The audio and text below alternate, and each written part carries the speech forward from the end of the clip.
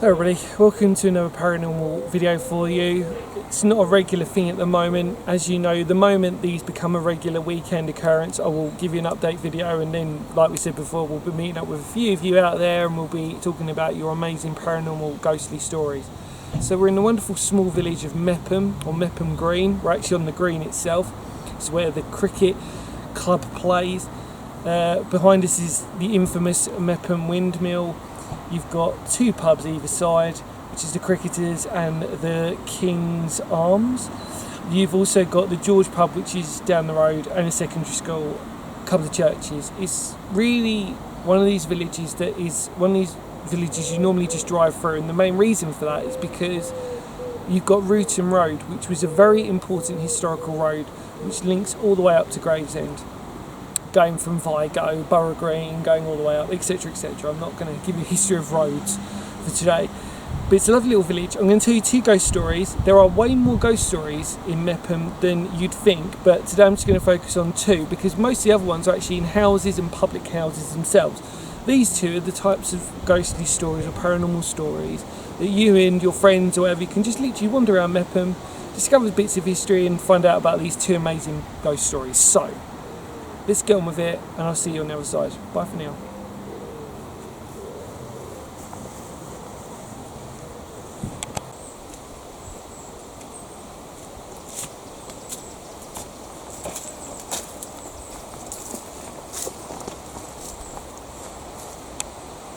Hey everybody, so this is our first ghost story of Meopham, or Meopham Green in Kent. This is a really small, short story, but it's still very interesting. Now, we're filming it in a very unusual place, but there's sort of significance to that. So we're at St John Baptist Church in Meopham, and the ghost story is that there is said to be a ghostly figure without a head who seems to emanate from this church and aim towards, which is the George pub, which is a public house which is sort of just down the road on the main road. Now, there's two rumours of where it could be. This is a path that leads going through, which we'll take you through in a minute, but the other one is, if you follow me around,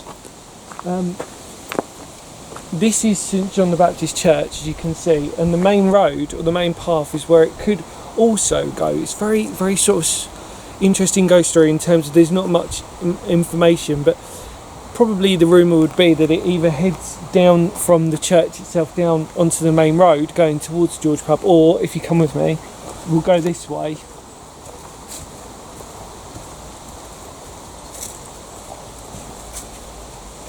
So this is kind of really cool because there's like a subway. This is classed as a subway on the OS map. It's more like a bit of a footpath map, but if you come with me,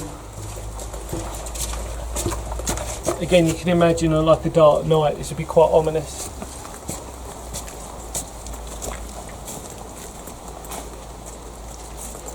And then what you've got is, this is the footpath that eventually will lead you back onto Meopham itself, on Meopham Green. So the ghost either comes through this way and goes this way through these fields, or it goes through the opposite way onto the main road, onto the George pub. So that's pretty much it. It's a very interesting little story. What we'll do is we'll just quickly show you from the other side in a minute, aiming towards George pub, and then we'll check out the next ghost story. So see you in a minute.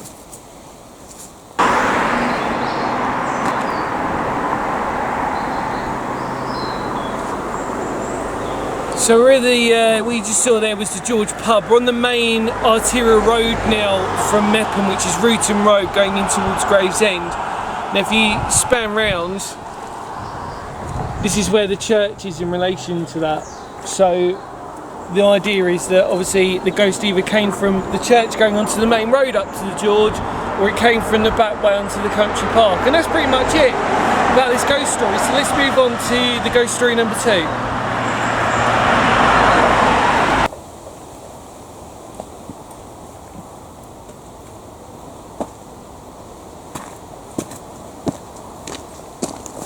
Hi everybody, so we're here on Steel Lane, Steel Lane, which is a really eerie sort of lane, to be honest with you.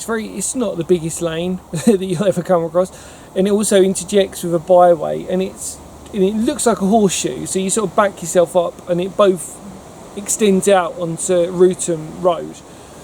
So we're on part of the curvature of Steel Lane, and this is where this ghost story is said to originate from. So the ghost story is that there was a French girl who had fallen in love with a soldier, and that the soldier didn't really he basically rejected her, and then what she decided to do, she basically hung herself, and she hung herself in the vicinity of this area, and it's her who's said to haunt this actual lane, and she's recognised by having a rustling orange silk dress. So you can imagine this sort of flowing orange silk dress sort of like in the breeze, just sort of coming across literally this lane, which is quite sort of an ominous sort of thing to see. And what I find really interesting about it is that it's the colour orange. Now normally in a paranormal spectrum white is normally quite a common colour, and so is black. So to see any other colours on those spectrums normally have different significant meanings. And the fact that this is her being recognised as having an orange silk dress is very interesting in itself. So she'd stand out when you come down here. Now, on this lane, it's both sides of it are very sort of dark and overgrown. I don't know if you can get this through the camera, but it's bright sunshine outside here, but as you can see, it does get quite dark around it, and it's only like about a 2-minute walk, literally from one side to the other. Maybe, no, I exaggerate, it's probably way more than that, maybe about 6 or 7 minutes from one end to the other of Steel Lane. But imagine on a dark night coming down here, and then you see this apparition in orange. I mean, it's going to be something that you're not going to ever forget. And it really highlights again what I probably said in another video, which was the fact that even if you take away the paranormal side of these stories, they're amazing folk stories in themselves. And there's types of stories that if you do come to a village like this, doesn't matter whether it's in Kent, Surrey, Essex or Sussex or anywhere around the UK, is that every village has its own little stories. And as I said to you at the beginning of the video, Meopham has a fair few haunted ones, mostly in the public almshouses, or houses, sorry. And it just really proves the point of like this village sort of life that is still sort of, we seem to forget the closer we get to technology, and we forget about these actual original folk stories or these paranormal stories that really at one point actually binded and solidified a community by sort of talking to each other, whether it was in a pub, walking, going on a horse ride, all these types of things. And this is why a story like this is so important, because it's just a nice reminder of what, even though it's paranormal, it's a nice reminder of what our folk legends and tales were. So you can imagine, like I said, if you're a parent back in the day, you need to sort of say to your kids, well, don't get caught down in Steel Lane at a certain time of night, because the ghost of the girl with the orange dress is going to come and get you. So really, that's why I like these types of stories. Hopefully you enjoyed that one.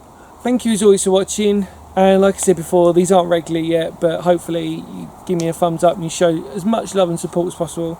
And any more words of Phoenix history, because history matters, even though it's paranormal. And I will see you all very soon. Take care for now. Bye.